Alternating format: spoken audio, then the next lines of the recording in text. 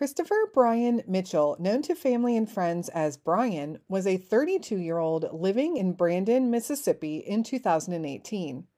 He lived with his husband Ben and was a well-loved hairstylist in the area with many regular clients.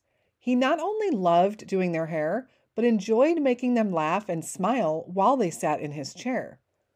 On Saturday, May 19th, after a day of work, Bryan went to visit friends in nearby Jackson, Mississippi. At 2:00 a.m. on the morning of May 20th, Bryan made a call to his husband Ben. Ben didn't answer the call. Ben would never know the reason Bryan had called him. Bryan Mitchell would never be seen or heard from again. Where is Christopher Bryan Mitchell?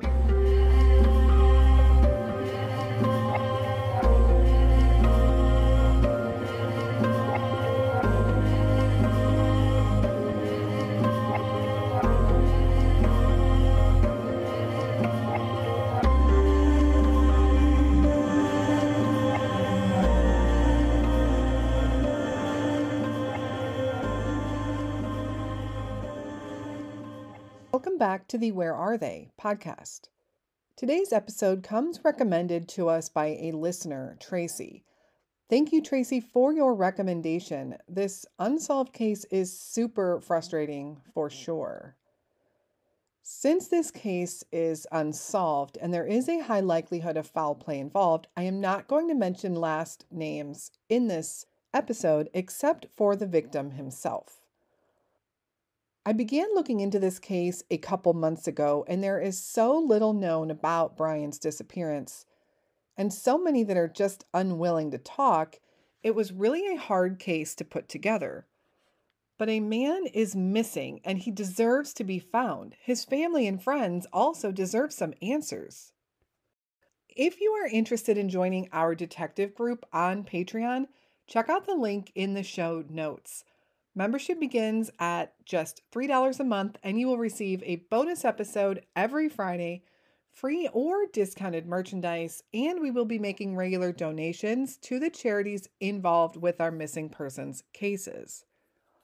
In fact, I will link our merchandise store in the notes also. If you are interested in supporting the show and our charities, go grab a Where Are They t-shirt or coffee mug, and know that we are working to support these organizations that assist in searching for these missing persons. Of course, make sure you are following us on Facebook and Instagram also. We appreciate any support over there. And if you're watching us on YouTube, we hope that you will subscribe to the channel and help these cases be heard.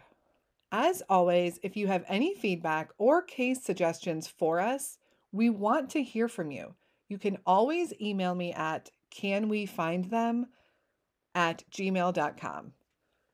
Now let's turn our attention back to why we are here. Christopher Bryan Mitchell. This is a case, as I mentioned, with little to no coverage anywhere. I'd love to play you some audio clips of some news stories or interviews that were conducted, but there just aren't any. In fact, there are only 1 or 2 media articles that I could find in total, and both of them say the same exact thing. Yet there are elements to this story that make it a suspicious disappearance. Missing persons cases are the one type of case that can benefit from public knowledge. For instance, have you seen this person? Are they still alive and well out there? Or do you know something about them or their friends and acquaintances? Anything that might provide a clue to their whereabouts. The more people looking for them, the higher the likelihood they'll be found. If you are aware of them missing, you know what to look for. If they have a vehicle, you can keep an eye out for that. If you hear their name, you'll take notice.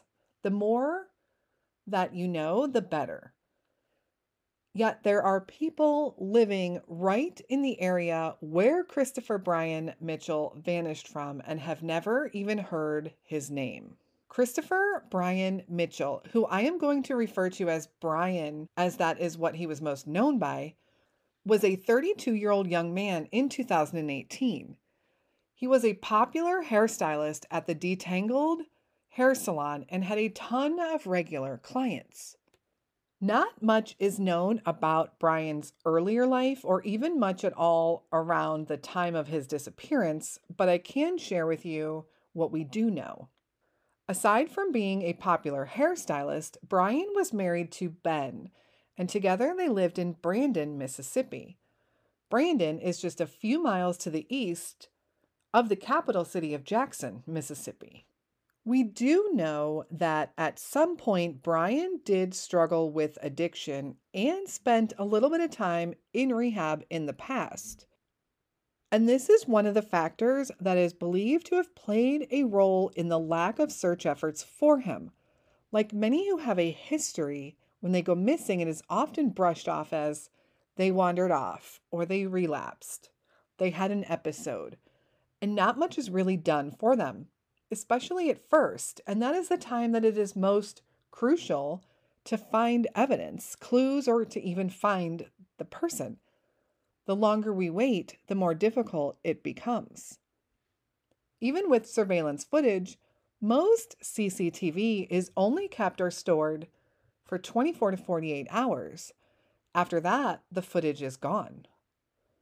So, what we do know here is that Bryan went to work on Saturday, May 19th.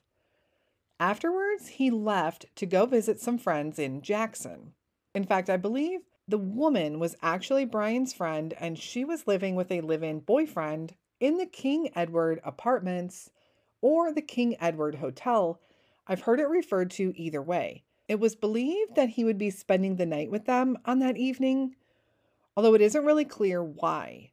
And I don't want to say that he may or may not have relapsed because his drug use during this time is not known. On that night, Bryan was seen talking to some homeless men in the area and offering them water. The only other fact we know for sure is that at 2:00 a.m., Bryan called his husband Ben, but Ben didn't answer and he didn't leave a voicemail.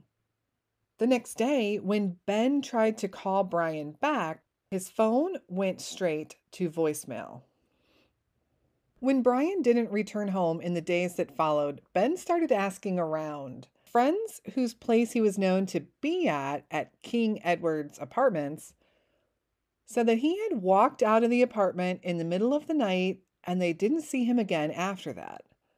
His truck was indeed found, parked just where he had left it down the street from the King Edwards, with no clues or hints, though, as to where Bryan might have gone. When Bryan's truck was found, the Jackson police were notified. However, they weren't interested in investigating or looking for any evidence in or around the truck. Instead, they told Ben to just get the truck and take it home.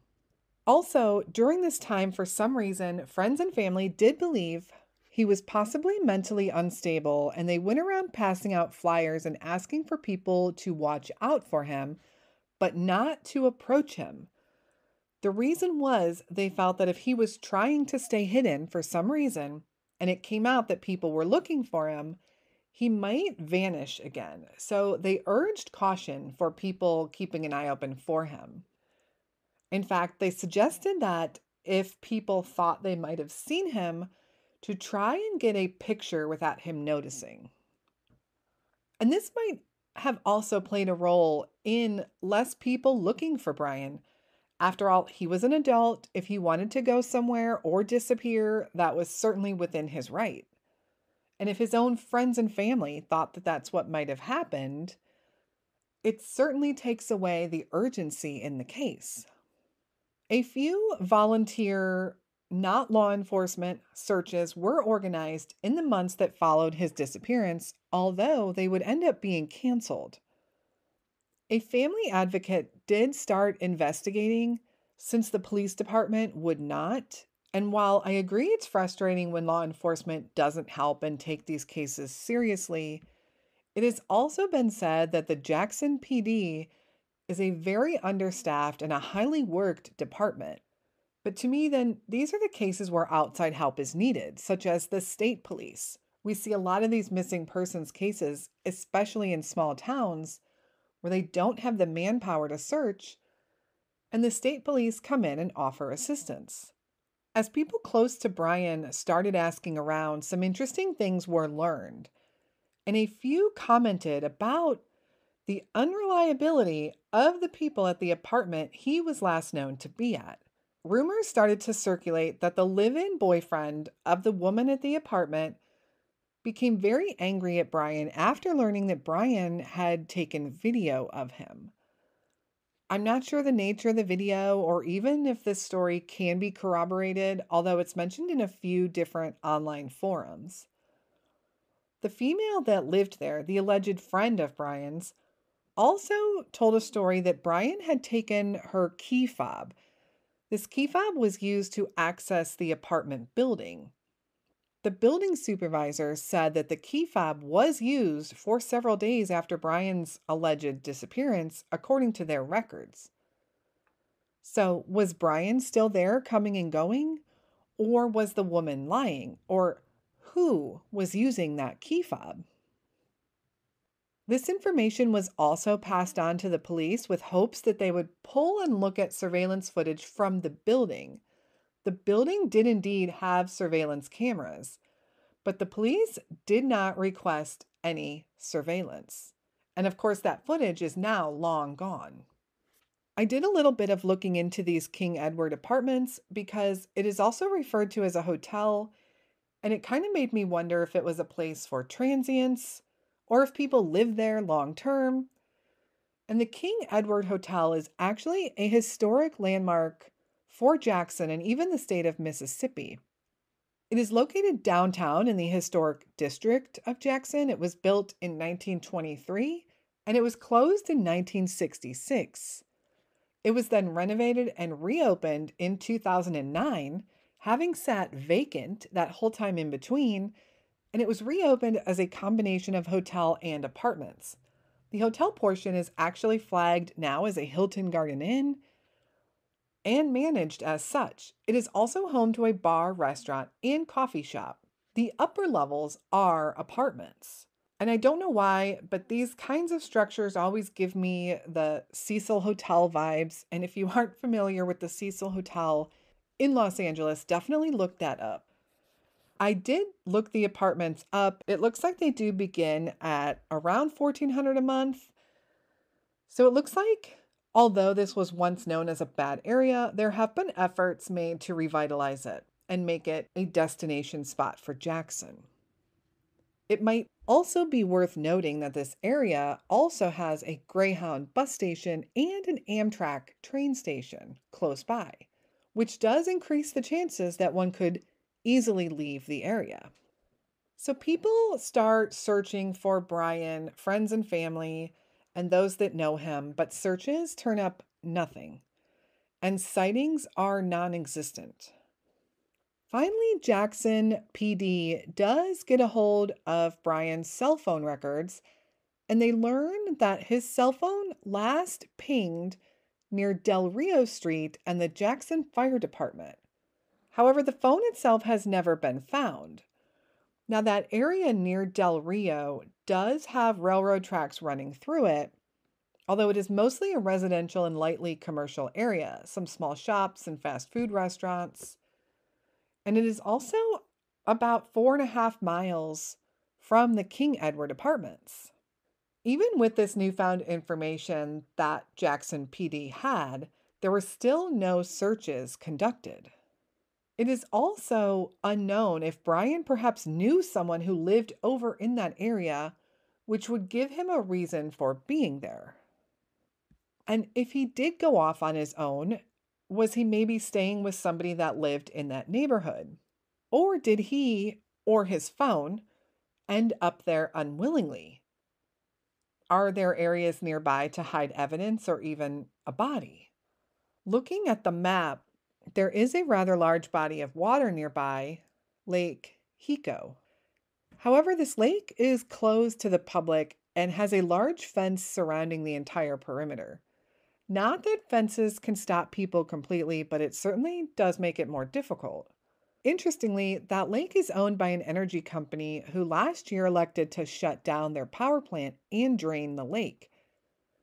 And from what I can tell, it looks like they may have started the process of draining the lake last month.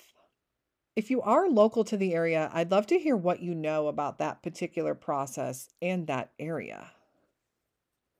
There are also some nearby park and recreation areas, including the closest one, La Fleur's Bluff State Park, which consists of 305 acres.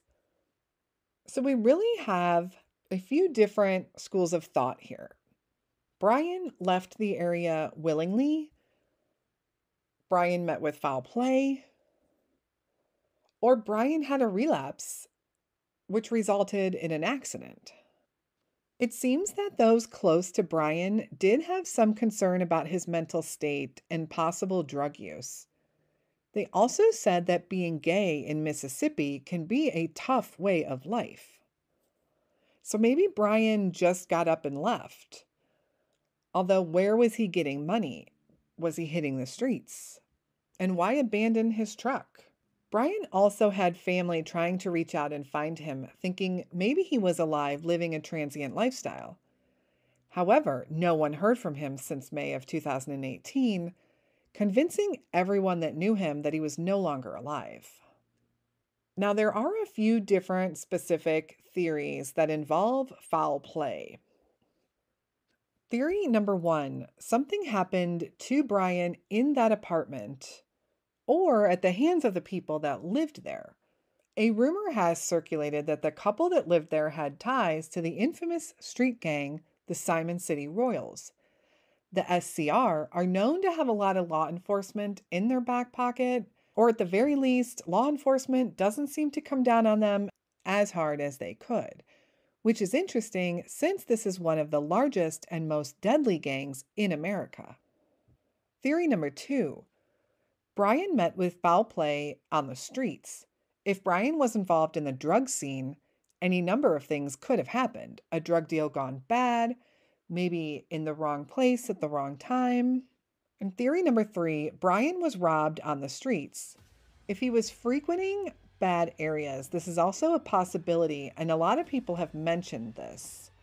But if this is the case, a random robbery, the fact that they have possibly done something to Bryan and hid his body so well is pretty unusual. In the beginning, Bryan's husband and sister were active, at least on social media, looking for Bryan. They put up missing posters. There was a Facebook page created, Help Find Christopher Bryan Mitchell. However, since then, there were some people behind the scenes continuing to search, but most people have stopped looking. The family has said that they do believe Bryan is dead. And it definitely seems likely, although we have absolutely zero evidence to prove that. It also seems odd to me that state agencies and other organizations didn't step in to assist in the search for Bryan, especially after his truck was found and the phone records were in. I did speak to one advocate for the family, and I asked them, why didn't the husband and the relatives push harder and longer for more media coverage, for additional investigations? And I was told that it might have been because they were trying to keep his lifestyle under wraps to protect family and to protect Bryan, which I can definitely understand. But where does that leave us now?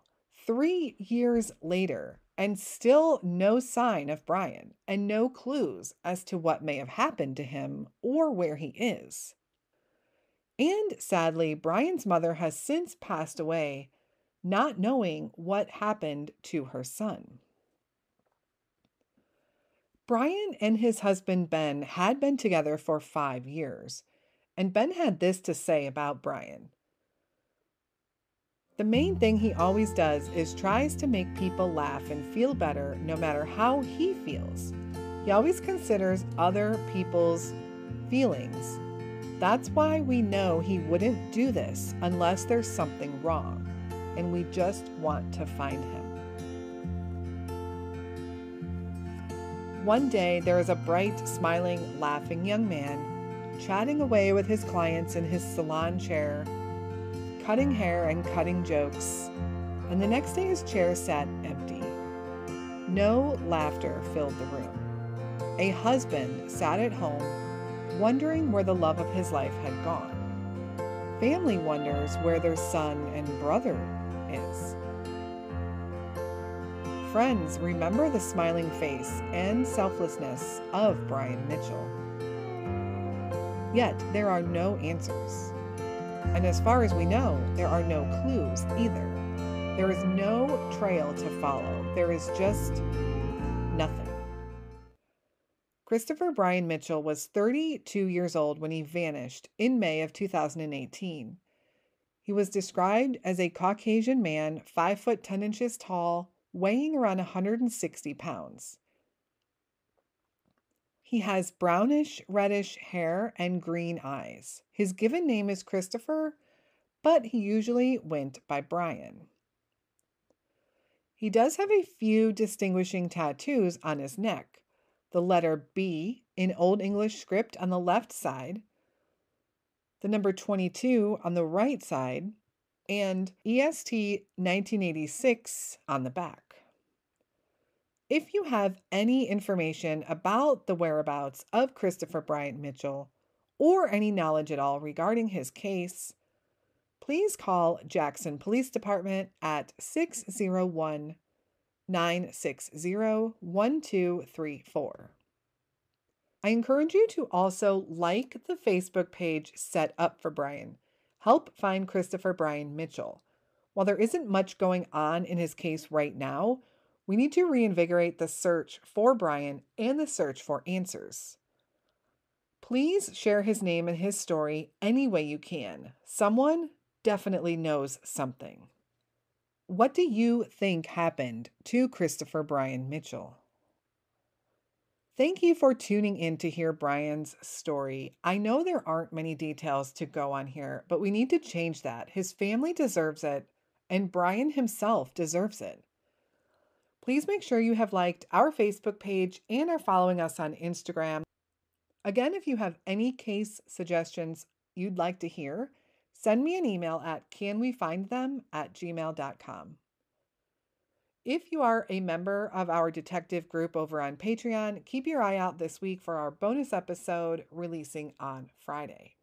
As always, thanks so much for all of the support, and most of all, thank you for hearing and listening to Bryan Mitchell's story. This one is heartbreaking for so many reasons, including the lack of media coverage and lack of investigation into his case. So let's continue to spread the word. We appreciate all of you so much, and we will be back again next week with another Unsolved Missing Persons episode. Until then, stay safe and hug your loved ones.